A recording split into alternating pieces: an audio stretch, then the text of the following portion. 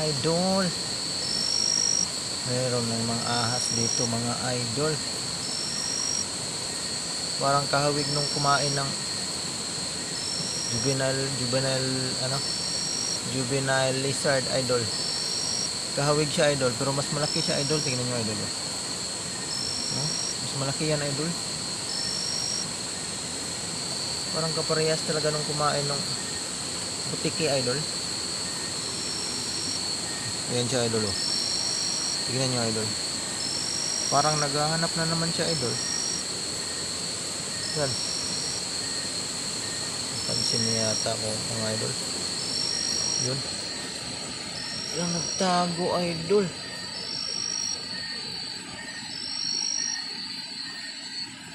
Meron itong hinahanap idol. So hanap naman to ng butiki idol ba? Yun. Pumasok na siya sa lungga idol. Tignan nyo idol.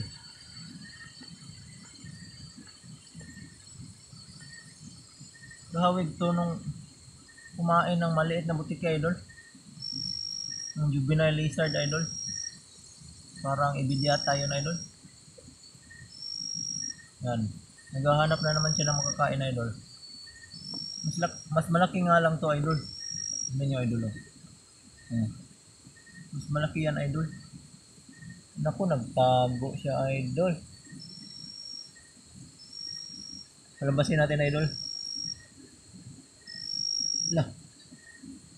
Lah. Uy.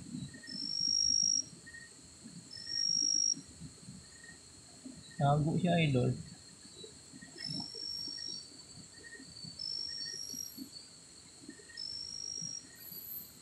Yan, sumiksik na idol.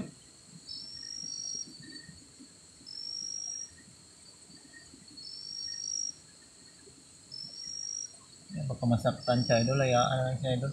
Tignan lang natin sa loob idol. Nandiyan lang yan sa loob idol.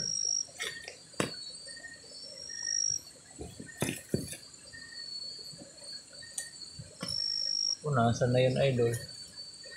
Nawala na idol.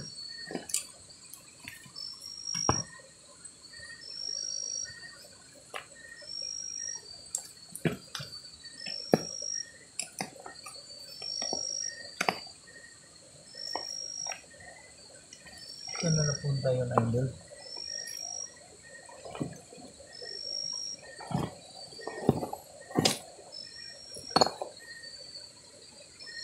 Wala na siya idol.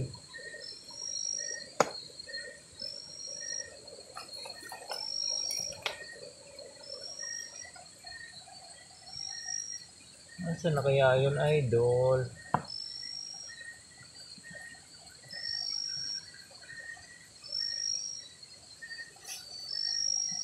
Nandito lang yung sa ilalim idol.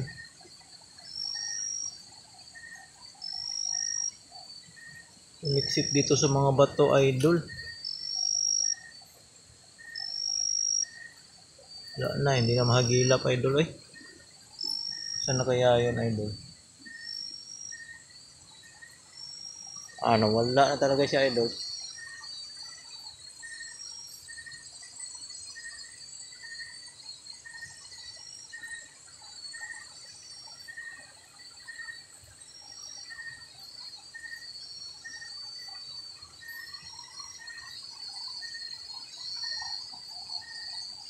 Hindi na yun lalabas idol. Natakot na yun idol.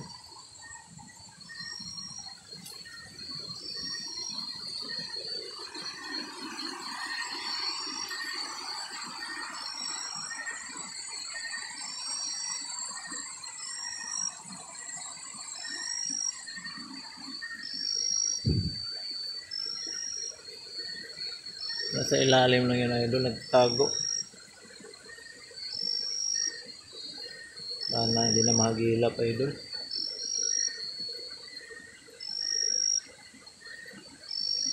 Marami kasi mga butas yan idol eh. Ilalim ng bato idol. Andyan lang yun sumiksik idol. Tingnan natin ulit idol. Subukan natin hanapin idol.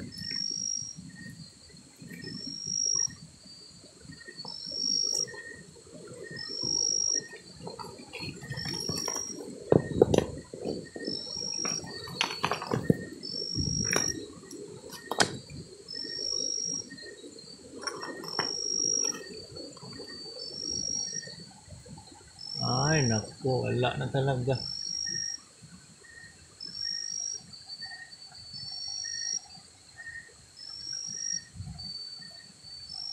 Ay, hindi na mahanap, idol. Hindi na yung sumuot, idol. Abangan na lang natin, idol. Baka lalabas pa yun mamaya.